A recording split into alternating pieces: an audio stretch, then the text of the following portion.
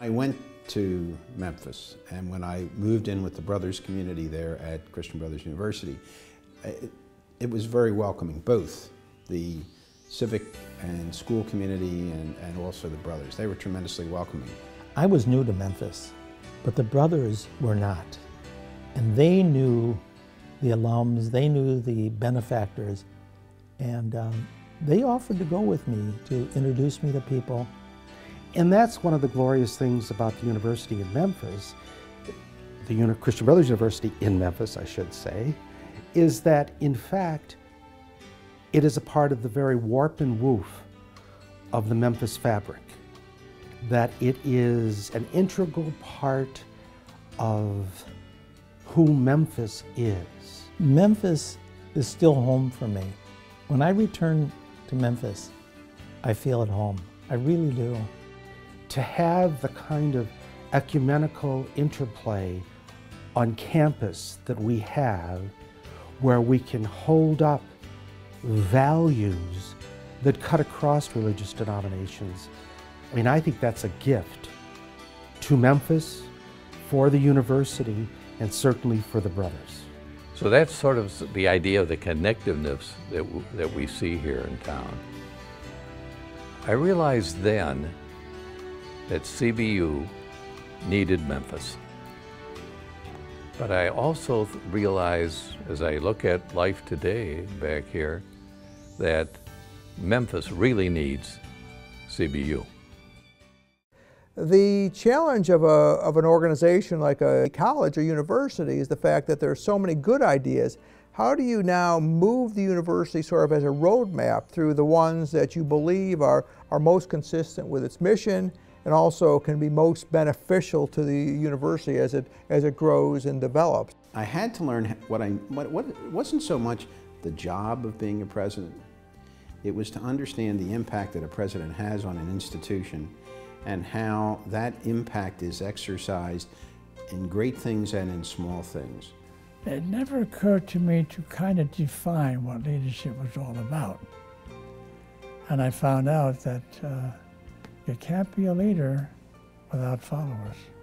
The first thing that had to be done, and it hit me in the middle of the night,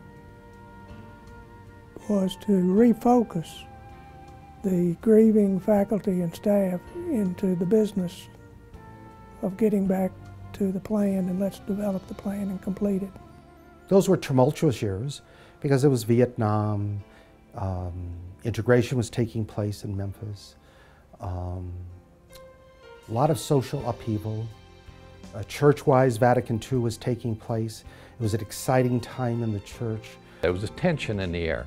And at that same time, a black woman, a leg returner, came and said, "May I enroll my boy, my son, in your school?" And I said, "Certainly." I, as president of the university, was also superintendent of the high school, setting the policy and so on. So it became my challenge on this integration. But I think the first challenge is to continue to refine and recommit ourselves, in terms of CBU, what it means to be Catholic, Lasallian, and then an higher education institution, and to be faithful to that. The great part about being at a university is there's so many tremendous ideas out there. It's a community of scholars. Where at any business sector can you have individuals who are sort of at the highest level of academic achievement? That's what a university is. Faculty who are experts in so many different areas. It's interesting, in spite of the challenges, I was aware of the solid foundation of CBC. A historical perspective, many years, a great reputation. CBC was noted for excellent education. They had an outstanding faculty and staff. They had a strong alumni association.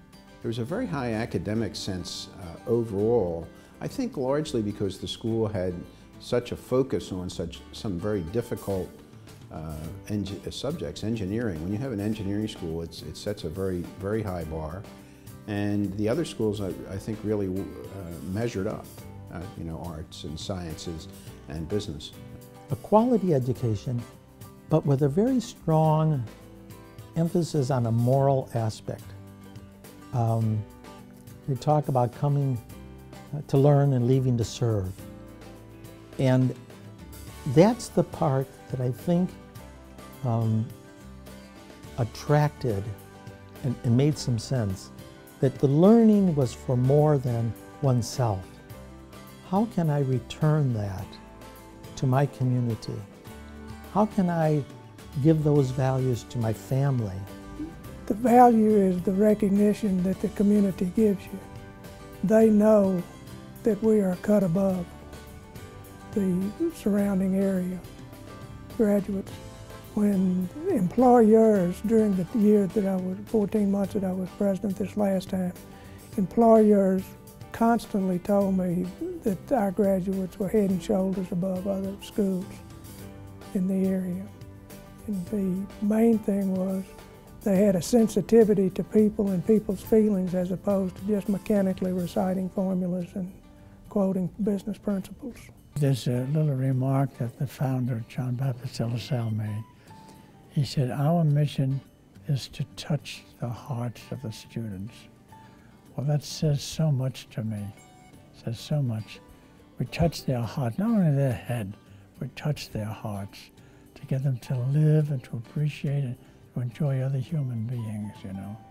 And then, of course, God himself. And I think that's where the value of a Christian Brothers education is all about. It certainly is the development of the whole person, intellectually, spiritually, socially. Our founder, St. John Baptist de La Salle, said if you're going to be a successful teacher, you have to touch the hearts. And I think we did that in Memphis. Having board members who have various expertise at the highest level of their own businesses makes the university much stronger, makes me a better president, allows me to grow as a president. I was very fortunate. I think I worked with some wonderful board members who were, whether they were conscious or not of it, and I can't imagine they weren't conscious of it, they were really mentoring me in my work. And we were able to redirect and get faculty and staff a little more entrepreneurial and not sitting back and waiting for full funding before some initiative is started. We can do it with sweat equity. I really think Christian Brothers University has been a beacon of tolerance, of inclusivity, of the value of the person. You can't do it alone as a college president. You have to have good people around you. Inside the university, you have to have a very strong board, and you do have to have the campus culture in mind. No matter how else we cut the Lasallian fabric, it's about what do these students need and want. And as John Baptist de La Salle would say, these are the students that God entrusts to your care.